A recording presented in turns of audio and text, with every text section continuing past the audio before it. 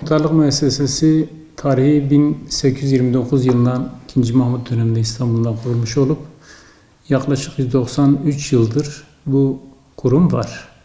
Arada bir 10 yıl ertelenmiş, yani 10 yıl bu görevini zabıtaya, belediye bıraktıktan sonra daha sonra tekrar ihtiyaç hasıl olmuş. İhtiyaç hasıl olunca yani muhtarlıklar tekrar 1933'ten 10 yıl sonra olduktan sonra tekrar bu ihtiyaç hasıl olduğu için tekrar muhtarlıklar kanunu çıkarılıp bu şekilde devreye konulmuş. Dolayısıyla tabii ki muhtarlık müessesesi ciddi bir kurumdur. İnsanlarımızın ilk geldiği resmi bir kurumdur.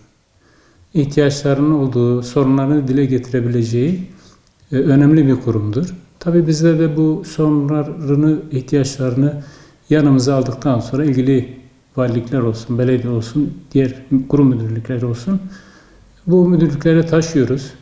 Yani mümkün mertebe çözüyoruz. Tabii zaman zaman şöyle sorunlarımız dediğimiz şey şu.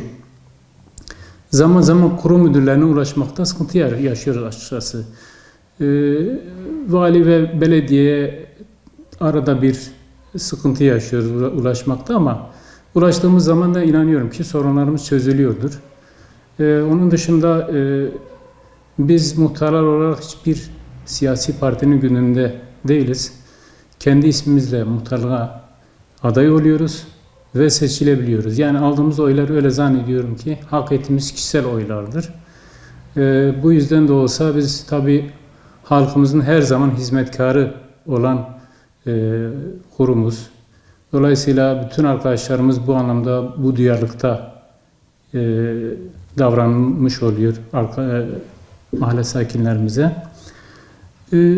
Halkın istek ve taleplerini ilgili kurumlarına getirdiğimiz zaman biz gerçekten sıkıntıya düştüğümüz bu noktalar oluyor. Çünkü zaman zaman bir hususu 10 defa dile getirme çabasına giriyoruz. Zaman zaman çözülebiliyor, zaman zaman da ötelenebiliyor. Dolayısıyla halkımız burada bize işte niye gelmiyorlar, niye çözmeye kavuşuyor? Mahalle sakinlerimize 7/24, yani gerçekten 7/24 dönemindeki sebep şu: gece hangi saatte olursa olsun mahalle sakinlerimiz bizi aradıkları zaman inanın sorunları neyse çözüm noktasına gidiyoruz. Sıkıntı yaşatmamaya çalışıyoruz. Biz halkımızın gözü, kulağı, dili ve aynı zamanda şefkat eliyiz. Yani halkımız bize geldiği zaman elimizden ne geliyorsa kavuşturmaya çalışıyoruz sorunlarını. Devletimizin yereldeki temsilcileriyiz. Ondan sonra halkın devlete işi düştüğünde sorunları aktarabilecek tek kurum bizleriz. Bu nedenden dolayı yani örneğin muhtarlık müessesesinin olmadığını düşünün. İnanın halkımızın gideceği nokta çok daha sıkıntılı noktalar olacak.